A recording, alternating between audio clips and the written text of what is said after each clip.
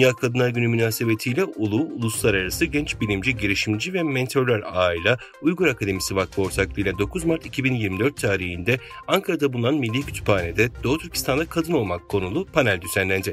Panelin düzenlenmesini işbirliği yapan Umuyana Türk Dünyası Kadınlar Birliği'nden Profesör Doktor Dilek Ergönenç, Uzlaşı Der Başkanı Selma Güçlü Çetin ve TÜRPAV Milli Politikalar Enstitüsü Başkanı Doktor Sinan Demirtürk gibi STK'ların yöneticileri de Çin'in Uygur Türklerine yönelik yaptıkları politikaları kınadı ve Uygur Türklerinin haklı mücadelesinde onların yanında olduklarını söylediler. Konuşmacılardan Uygur Akademisi Vakfı Başkanı Doktor Marifet Kemal Yunusoğlu Hanım, Doğu Türkistan'daki Çin'in toplama kamplarına atılan kadın ve çocukların durumu hakkında sunum yaptı.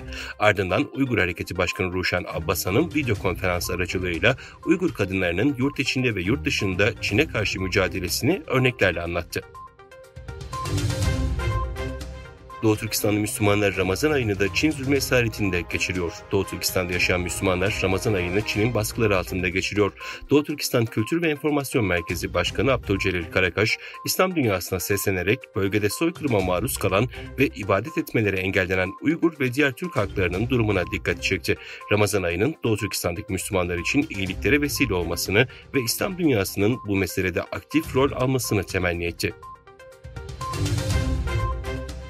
Çin Devlet Başkanı Xi Jinping'in Pekin'deki sarayına bir araç girmeye çalıştı. Korumalar tarafından engellenen şahıs apar topar gözaltına alındı. Ancak olayla ilgili resmi bir açıklama henüz yapılmadı. Öte yandan benzer bir olay İngiltere'de de yaşandı. Buckingham Sarayı'nın kapısına çarpan sürücü gözaltına alındı. Yaralanan olmadığı açıklanan olaya ilişkin soruşturma başlatıldı.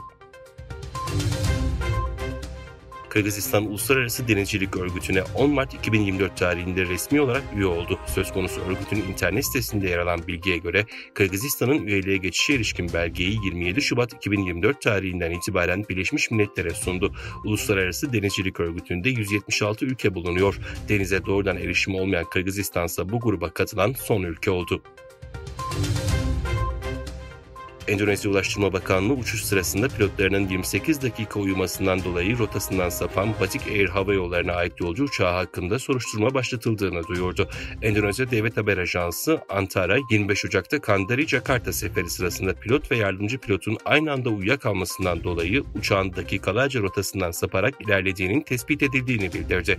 Ulusal Ulaşım Güvenliği Komitesi'nin ön raporuna göre uçuş sırasında sapmadan dolayı 153 yolcu ve mürettebatın yaralanmadığını ve uçakta da hasar yaşanmadığı belirtildi. Arda Güler, Real Madrid'in Celta Vigo'yu 4-0 mağlup ettiği maçta oyuna girdikten 5 dakika sonra gol attı ve Madrid ekibinin formasıyla siftah yaptı. Karşılaşmanın 89. dakikasında oyuna giren Arda Güler, 90+4'te topu ağlara gönderdi ve durumu 4-0'a getiren golü attı.